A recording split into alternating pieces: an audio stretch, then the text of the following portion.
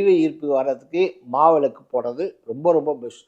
மாவிளக்கு தூவத்துக்கு ரொம்ப ரொம்ப பவர் ஜாஸ்தி. இருக்கிறதுலயே ரொம்ப சுலபமான எல்லா இடத்துலயும் போடுவாங்க. ஆனா இப்ப ஏன் அது மிஸ் ஆச்சுன்னு எனக்கும் தெரியல அது ஆக்சுவலா. எல்லா இடங்கள்லயும் மாவிளக்கு தவிர ரெகுலரா போடுவாங்க. அது பண்ணிட்டு இருப்பேன். இந்த மாவிளக்குல எப்படின்னா, நவகிரக தோஷத்தை நிவர்த்தி பண்ணக்கூடிய ஒரு சக்திகள்லாம் இருக்கு. அது எப்படின்னு சொன்னா, நவதானியங்கள் வாங்கிக்கணும்.